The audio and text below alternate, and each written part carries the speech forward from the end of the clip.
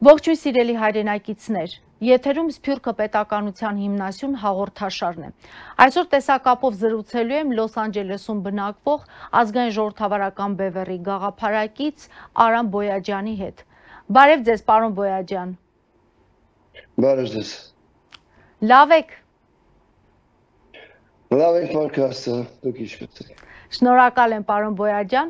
Պարոն Բոյաջյան, պետք է խնդրեմ մի փոքր ինքնակենսագրականով ներկայանաք, կարծում եմ մեր հաղորդաշարի հյուրերին դիտել եք եւ այս հաղորդաշարի շրջանակում բոլոր մեր հայրենակիցները ներկայանում են։ Սա առիթ է, որպեսզի աշխարհում գտնվող բոլոր մեր հայրենակիցները մեկը մյուսին ճանաչեն, նաեւ տեղեկանան, թե երբ են տեղափոխվել, ինչ պայմաններում, ինչով են հիմա զբաղված, ընտանիքը ներկայացնել մասնագիտությունը, այժմ էլ ձեզ պետք է խնդրեմ մի փոքր ներկայանաք, համեցեք։ Ես սիրով նախ շնորհակալություն հյուրընկալելու համար։ Փորձեմ մի փոքր խորը արմատներից սկսել։ Մայրական կողմս իմ ծնողներս իրենք վերադարձել են հայրենիք, գաղթել են հայրենիք։ Ջարդից հետո տեղափոխվելով մայրական կողմս Սիրիա, մայրական կողմս Լիբանան, արմատները Ադանայից եւ Զեյթունից, Զեյթուն գավառից։ Կուզեմ ընդգծել մայրական կողմից մեծ հորս, որը բնիկ Զեյթունցի էր եւ միակն էր փրկվողը ջարդից եւ Զեյթուն գավառի անունը, որ տեղափոխել էր ներքին Զեյթուն, հիմնադիրը ինքն է եղել։ Ես ծնվել եմ Երևանում, մեծացել, սովորել այնտեղ ծառայել եմ 30 տարեկանից ընտանիքով, երկու երեխաներով տեղափոխվել եմ Ամերիկայի Միացյալ Նահանգներ մշտական բնակության։ Դա որ թվականն էր։ 1989 թվականին էր, պատճառները, եթե հետաքրքիր է մի փոքր կարող եմ ընդգծել, ինչպես շատերի մոտ, ասենք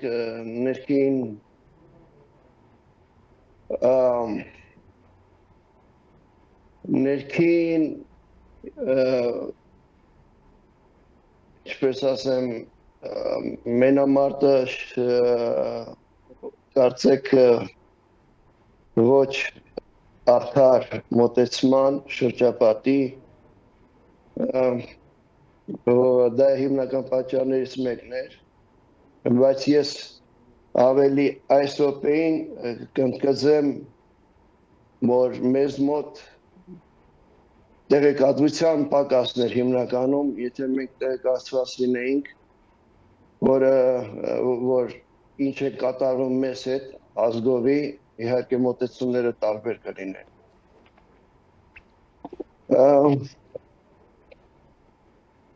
Այստեղ տեղափոխվելուց հետո,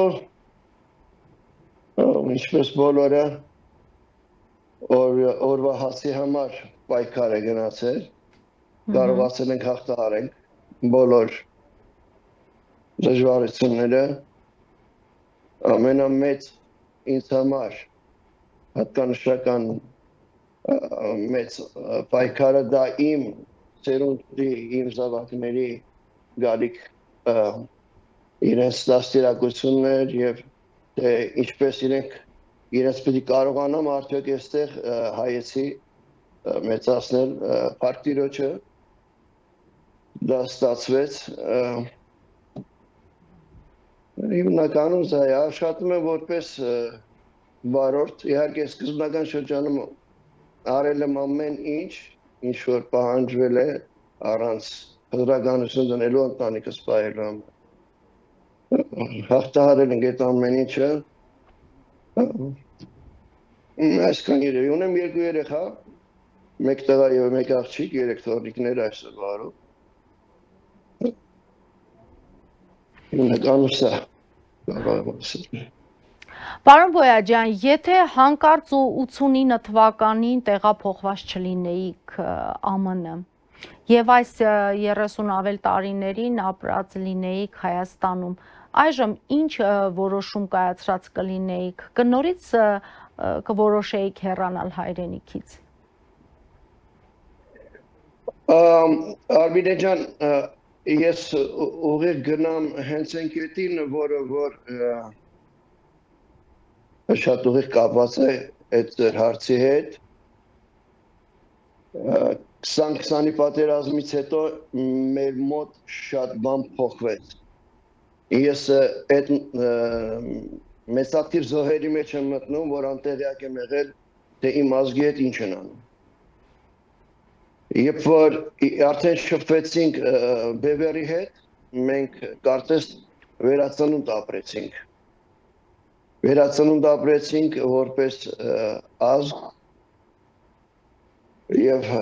մեզ համար ով որ շփում ունի Բևերի հետ նրա համար արդեն գաղտնիք չէ, թե թշնամին ինչքան նուրբ աշխատանք է տարել մեզ վերացնելու համար, ամեն ինչ ներդնելով իր կողմից եւ պիտի ասեմ բավականին ինքը արդեն եկել հասել է վերջնամասին, բայց ես լավ եմ տրամադրված, դրական որ մենք հաղթական պիտի դուրս գանք այս ամեն ինչի մեջից ավելի ամրացած պիտի ոտքի կանգնենք, առավել քան ես վստահ եմ դա։ Նայելով հետագծին մեր ազգի դարեր շարունակ որ մենք կարողացել ենք հաղթահարել, մաքարելով եկել հասել ենք այսօրվան ինչ որ պատահական մի փոքր մի բանով մենք չենք կարող վերանալ։ Մենք ունենք մեր մեջ այն ամեն ինչը որ նորից ոտքի կանգնենք։ Նաև ինձ համար ավելի շատ պարզ է այս ամեն ինչը թե ինչի էսպես եղավ։ Եվ որ եթե նաև տեսնում ենք որ մեր ազգը մաքարել է, մարտնչել է, պայքարել է եւ եկել հասել է սրա համար զուտ երկու սյուների վրա հիմնված մեկը դա եղել է մեր հավատքը առաստված հոգեվորապես մենք հզոր ենք եղել որքան էլ որ մեզ ջարդել են եւ մույսը մեր լեզուն այդ երկու սյուները հենասյուները մեզ ոտքի են հանել շունիկից հառնել ենք եւ այսօրվա ըստիս իմ կարծիքով միակ պատճառներից մեկը որ թշնամին շատ լավ կարողացավ հաշվարկել որ հայը հոգևոր է, հայը հզոր է իր Աստծով, իր հավատքով եւ նա կարողացավ մեր մեջ հոգևորը մեզնից խլել, մեր մեջից անել եւ մնացածը նյութականին հեշտ է տիրել։ Դրա համար այսօր վարով եւ ամեն ինչը եւ հավատքը եւ երկիրը շատ հանգիստ վաճառում են ուղիղ եթե ասել։ Պարոն Բոյաջյան, պատասխանս գամ ձեր կետին հիմնական հարցումի իհարկե ոչ։ Եվ հենց հիմնականում այս րոպեին որ մենք արդեն տեղեկացված ենք թե մեզ հետ ինչ են արել, ինչ են անում, եթե մենք իմանանք դա ես վստահ եմ իմ նման 100,000-ավորներ չէին շարժվի։ Ընտրեմ։ Պարոն Բոյաջյան, ձեր խոսքից կռահեցի, որ դուք ազգային ժողովրդավարական բևեռ շարժման մասին 2020 թվականին եք, հա, իմացել։ Ճիշտ կռահեցի։ Շիտակ է, այո։ Ճիշտ է, այո, շիտակ է։ Իսկ ինչպես ստացվեց, որ դուք բևեռի մասին իմացաք եւ որոշեցիք միանալ այս շարժմանը։ Կուզեմ մի փոքր ներկայացնել, թե ինչ կատարվեց 2020-ի պատերազմին։ Այ որ այսօր ասում են հայ ազգը չկա, կարծես արդեն գնում է, դա սխալ կարծիք է, ես չեմ կարծում, այն ինչ որ մենք տեսել ենք այդ օրերին մեկ սիրտ, մեկ հոգի, մեկ բռունցք եղած մեր ազգին, ուղղակի եթե ավելի հակիրճ ասեմ, այս րոպեին անվստահությունն ու հիասթափությունն է հիմնական պատճառը։ Ես հիշում եմ, որ մարդիկ նույնիսկ իրենց խնայած գումարները, որ պիտի տուն գնեին, շատ մարդիկ պարտքով քարտերի վրա քաշեցին, բոլորը, որևէ մեկին ոչինչ չէր ասում, ամեն մեկը մրցում էր մեկը մյուսի հետ, թե ինչով կարող է հայրենիքին նեցուկ լինել։ Սա թշնամին, բայց այդ որ պարտության տարան մեզ պարտադրված, դա ոնց որ ասած սառը ջուր լցրեց մեր գլխին։ Ես էլ հենց նույն այդ բանի մեջ էի, արդեն նեղացած ամեն ինչից, հենց դեռ չենք կարողանում հասկանանք, թե մեզ հետ ինչ է կատարվում։ Պիտի ասեմ, որ այդտեղ ես իրապես շնորհակալ եմ իմ տղասիր պրպտումների հետևանքով կարողացա նաև ինձ շիտակ ուղու վրա բերել, ուղղորդել բևեռին։ Հիշում եմ, որ մի օր նորից տղայիցս մի բան էի ստացել, ասացի ուժ չունեմ էլ այդքան թող մի քիչ հանգստանամ, պապ ասեց, ես մեկին էլ լսի, երկեր չեմ անանք ստացնի։ Այդ մեկը ազգային ժողովրդական բևեռն էր, երբ որ սկսեցի լսել, իհարկե հարցականները շատ էր, բայց ես տեսնում էի, որ բևեռի խոսքը դա գործ է։ Բևեռի յուրաքանչյուր տված իր տեղեկատվությունը դա հենց այնպես կառահամով չէր, նրանք հիմնված էին անցյալի դառը փորձի վրա եւ ճիշտ հաշվարկումների վրա, որը որ իրականություն էր դառնում կարճ ժամանակում ուղղակի կարծես բևեռը ինչ ասում էր, հերթականությունով ամեն ինչ լինում էր։ Ես իրապես վստահում եմ բևեռին որպես միակ այսօրվա համար, որ չնեղեն մյուսները կան այո ազգայիններ, բայց ուժ որ կարող է այսօրվա օրով հայրենիքը այս օքեվար կասեմ, ինչ ասեմ, չգիտեմ, այս ծանր կացությունից ոտքի հանել, դա ազգային ժողովրդական բևեռն է։ Այսքան կարծում։ Իդեպ ում էիք լսում, ում կողմից էիք խոսք լսում։ Բևեռի բոլոր հիմնական անդամները պարոն Պապյանն էր, պարոն Սեֆիլյանն էր, Սասնացարերից մեր ավետիս Վարուժան Ավետիսյանը։ Վարուժան Ավետիսյանը, որ նրա խոսքը շատ տիպիկ է։ Բոլորին է իհարկե չեմ ուզում առանձնացնել որևէ մեկի, բոլորին է լսում էինք մենք, որովհետև մեկը մյուսի խոսքը մեկը մյուսին լրացնում էր վաստակալության մեջ։ Այսինքն YouTube-ով ձեր տղան գտավ բևեռի հաղորդումը, դուք սկսեցիք հետևել լսել եւ հասկացաք, թե ինչ է կատարվում եւ ինչ մենք ներկա ու ապագա ունենք, այո։ Այո։ Ընդհանրացնեմ, ամբողջացնեմ հարցումը, պատասխանեմ ձեզ, որ այո, տղաս եւ ես միշտ ի սկզբանե մենք միասին ենք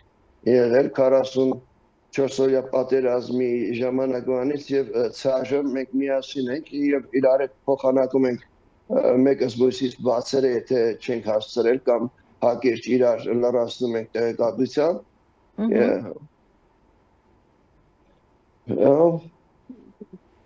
Կներեք հարցի երկրորդ բաժինը մի քիչ շեղվեցին։ Պարոն Բոյաջյան, գաղտնիք չեմ ասի, որ Սփյուռքը շատ մեծ պոտենցիալ է, մարդկային ռեսուրսը շատ ահռելի մեծ է եւ Սփյուռքը կարող է ամեն կերպ աջակցել հայրենիքում եւ պետականության այդ կայացման գործում, պետության պետականաշինության գործում մեծ օգուտ տալ։ Սակայն մենք դա չենք տեսնում։ Ինչ է կարծում, ինչն է պատճառը, որ ակտիվ ներգրավվածություն չկա Սփյուռքում ապրող մեր հայրենակիցների այստեղ հայրենիքում պետականաշինության գործին։ Արմինե ջան, պատկերը ընդհանուր եւ Հայաստանում եւ այստեղ նույնն է։ Հիասթափություն, որը հիասթափության հետ մեկտեղ անտարբերության հետ վերածվել, իմ կարծիքով ես նայում եմ, այդտեղ մեծ խոսքի վարպետներ կան, Եթե ցանկություն կա որևէ մեկի մոտ գտնել շիտակը ճիշտը ինքը կարող է գտնել, ոսոր շատ բևեռի անդամներ։ Ես կարծում եմ ցավոք սրտի ինչ-որ հզոր մի իհարկե ինչ-որ եղավ արտարոց էր, երկիր կորցրեցինք այդտեղ 120,000 դուրս մղվեց այնտեղից, էլի դեռ չեն պատկերացնում, ոնց որ 100 տարի առաջ Ադանայում կոտորում էին, այդտեղ բանում պոլիսում նստած թե էին խմում, հիմա նույնն է, այնտեղ տեղահանեցին, այդտեղ ռեստորաններում, բարձրճարաններում իրենք գլուխները կողացավազի մեջ չեն ուզում տեսնել, բայց միևնույն է, այնպես չի, որ այդ ալիքը չի խփելու, բոլորիս էլ սպյուրքին էլ պիտի խփի, արդեն խփել է, ես միշտ ասում եմ, մի հատ պատկերացրեք, եթե մենք Հայաստան չունենանք, Աստված մի արասցե, մենք ով ենք այստեղ, մեկ որ հարցնի ով ես, ինչ ազգ ես, ինչ պետք է ասենք մենք, կամ պիտի փոխեն որոշ մարդիկ իրենց անազգանունները, կամ գլուխները պիտի կախեն, լոռումուն չեռանան, եթե ես ենք ուզում, էսա պետք է ուրեմն դրան ենք արժանի, բայց ես կարծում եմ, որ ցավոք սրտի իրապես պարոն Սեֆիլյանն էլ նույն կետը մի անգամ շեշտեց, ես համամիտ եմ, այդ տեսեք ամենավերջին այդ դեպքերը, որ ամսի 12-ին, որ եղավ այդ միշտ ժողովուրդն էր, որ պատրաստ էր մինչև այդ նռնակների տակ նույնիսկ մտնել առանց հաշվի առնելու իրենց կյանքի ապահովությունը պատրաստ էին, այդ նույն ժողովուրդը կա, ուղղակի կարծես չեն տեսնում իրանք այդ պահը, որ հասկանում են, որ կարող է գնան նորից անտեղի կոտորվեն ու չեն ուզում խափնված լինեն, ես սա եմ կարծում։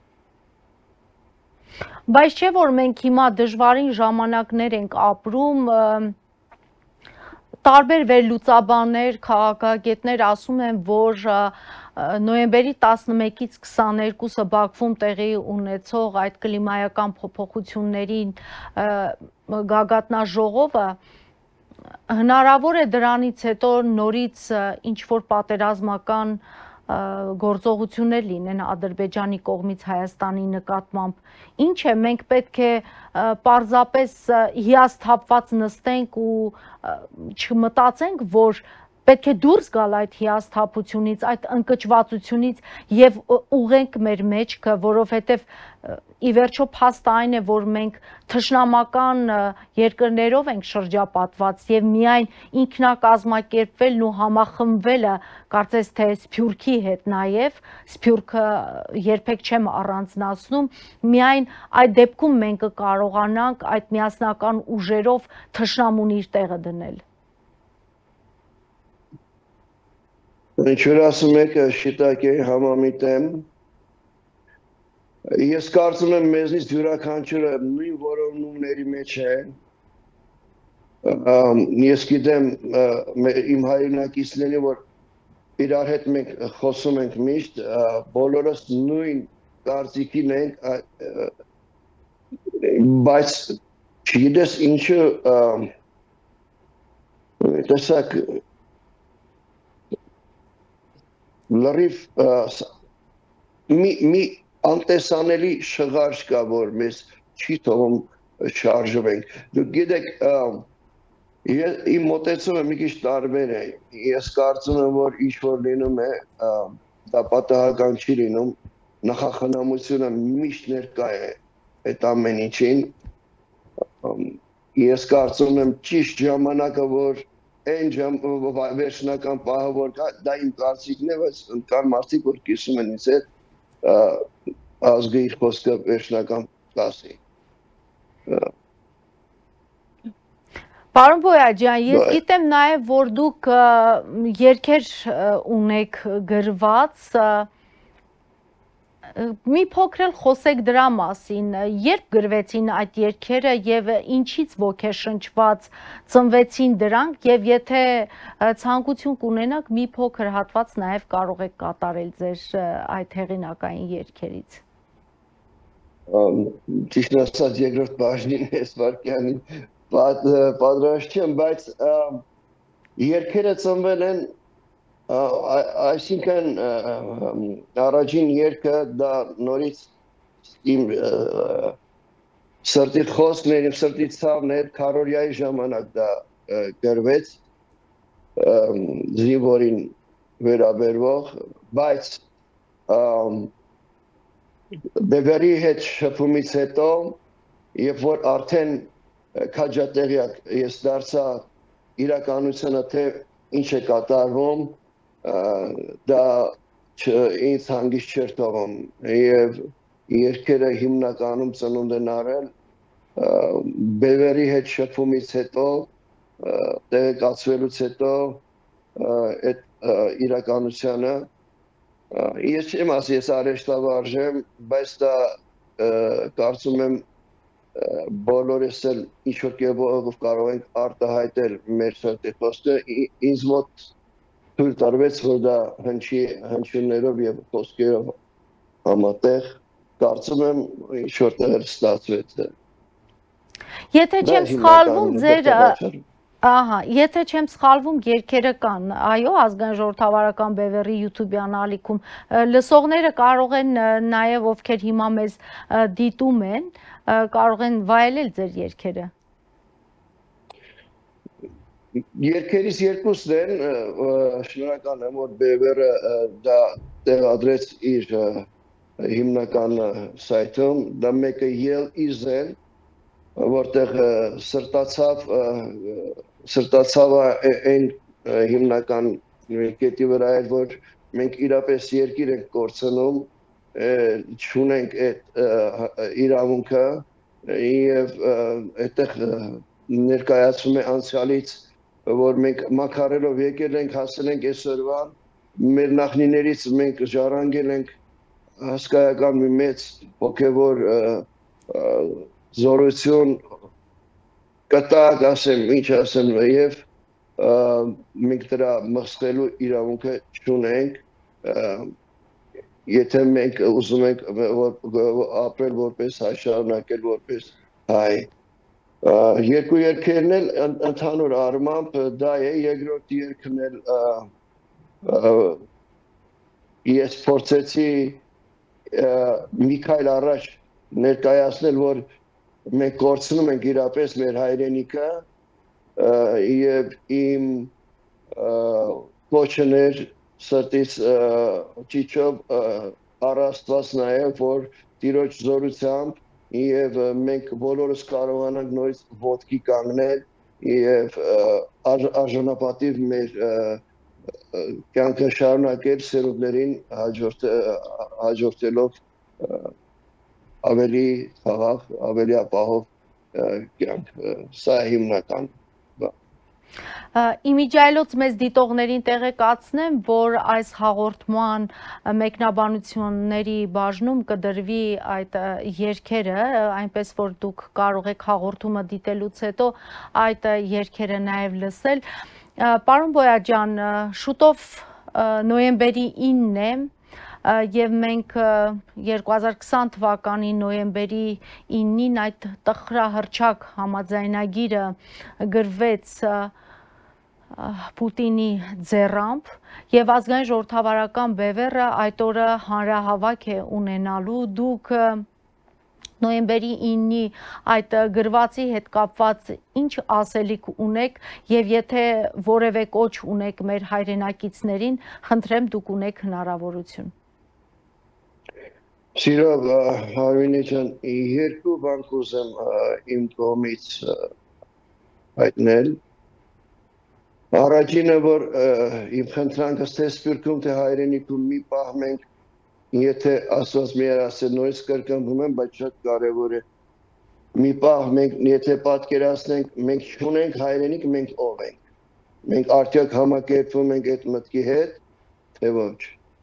Իսկ երկրորդը ես մի փոքր ձևակերպում ինձ համար կարողացա ավելի պարզ ներկայանալի դարձնել։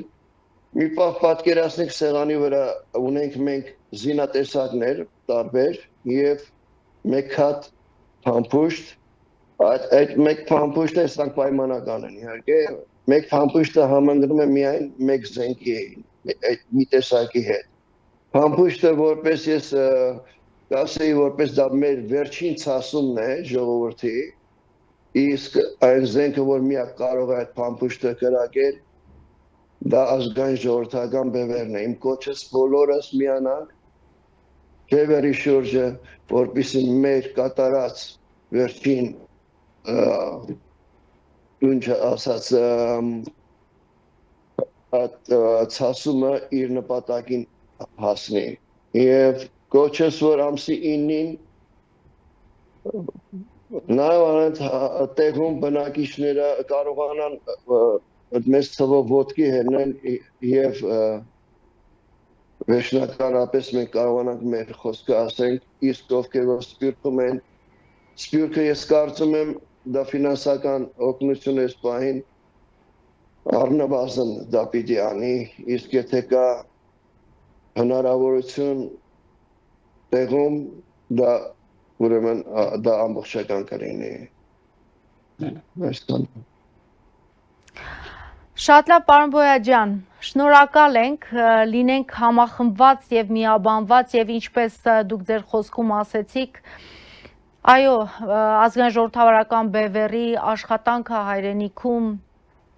իրագործելու եւ այդ գաղափարները, որին միացած են տասնյակ հազարավոր հայեր եւ բոլորի նպատակն է, որպեսզի մենք ունենանք ազատ, անկախ, ինքնիշխան հայրենիք, իհարկե անպայման պետք է ֆինանսական աջակցություն եւ ես էլ միանալով պարոն Բոյաջյանին պետք է խնդրեմ, որ մեր հայրենակիցները չմոռանան, որ այդ աջակցությունը շատ պետքական է, որպեսզի մենք կարողանանք գործել։ Մենք ունենք պարտք մեր հայրենիքի նկատմամբ եւ իհարկե շատ լավ է, որ դրսում ապրող մեր հայրենակիցներից մեծամասամբ հայրենակիցները մեծամասամբ չունեն ֆինանսական խնդիրներ, բայց այստեղ հայրենիքում, որպեսզի կարողանանք մենք գործել, իրապես մեզ անհրաժեշտ են այդ ֆինանսական ռեսուրսները։ Եվս մեկ անգամ շնորհակալություն ձեզ, պարոն Բոյաջյան, շնորհակալ եմ, որ այս ժամին միացաք եւ հարցազրույց ունեցանք։ Այսքանը, սիրելի հայրենակիցներ։ Շնորհակալ եմ։ Ես եմ շնորհակալ։ Այսքանը սիրելի հայրենակիցներ, տեսակապով զրուցեցինք ազգային ժողովրդավարական բևեռի գաղափարակից Արամ Բոյաջյանի հետ։ Ցտեսություն։ Բաժանորդագրվեք ազգային ժողովրդավարական բևեռի YouTube-յան ալիքին։